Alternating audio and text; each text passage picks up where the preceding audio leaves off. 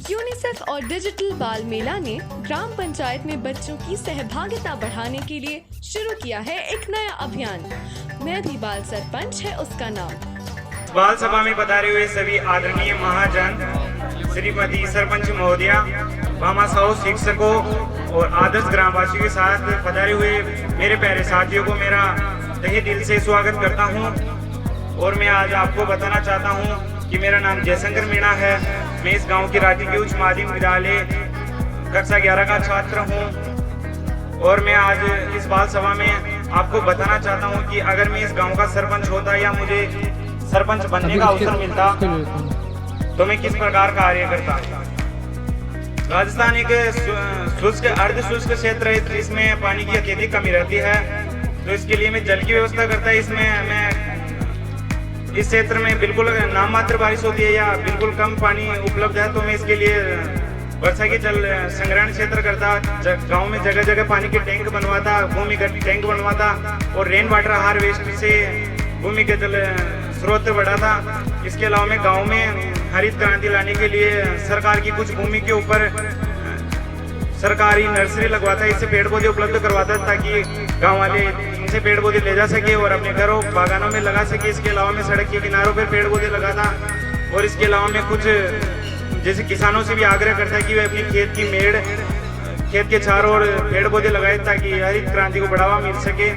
इसके अलावा मैं गांव की जो चारागाह भूमि और शमशान भूमि है जिनके ऊपर निजी लोगों ने कब्जा कर रखा है, उसको छुड़वाने, उसको कब्जे को वापस करवाने के लिए जरूरी कार्यवाही करता मैं। और इसके अलावा मैं जो गांव के अंदर सरकारी उत्खात भूमि है उसको बराबर कराने, समतल करवाने के लिए कार्य करता।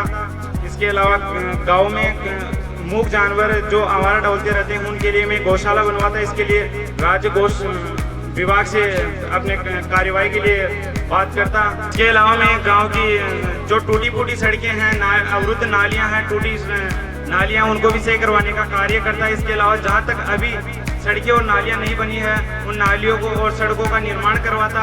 इसके अलावा मैं जगह जगह पर पानी और विश्राम की व्यवस्था करवाता।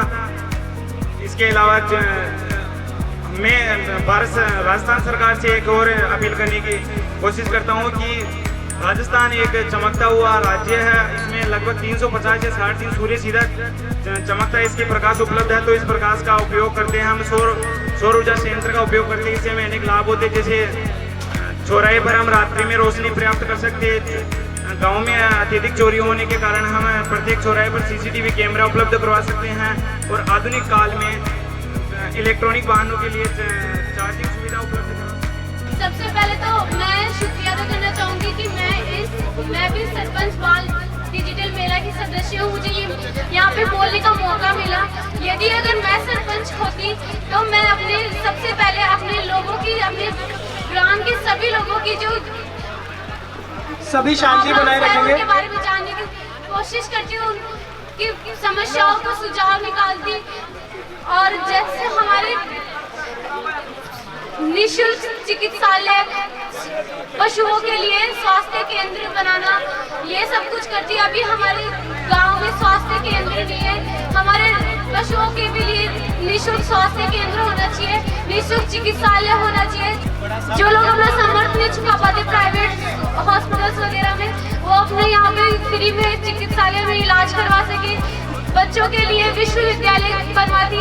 और जो हमारे राजावास जो गांव की सड़कें उनका निर्माण करवाती, नालियों बनाने, नालियों के ऊपर उनका कवर उनका होना जरूरी है। और पानी की व्यवस्था, हमारे गांव में पानी की व्यवस्था कम है, हमारे गांव में पानी पीने की व्यवस्था नहीं है, तो वो मैं करवाती। हमारे राजावास स्टैंड पर लोग खड़े रहते हैं, वहाँ पे बस अच्छे से बैठने की व्यवस्था नहीं है। मैं जब भी देखती हूँ तो लोग अक्सर खड़े रहते हैं दुकानों के नीचे, तो अगर मैं सरपंच होती तो वहाँ पे बैठने की सीटिंग मैनेजमेंट करवाती। और भी बहुत सारी चीजें हैं जो मैं अपने गांव में विकसित करती। और मैं आप सभी लोगों से रिक्वेस्ट करूंगी कि आप अपना समर्थन दें मुझे।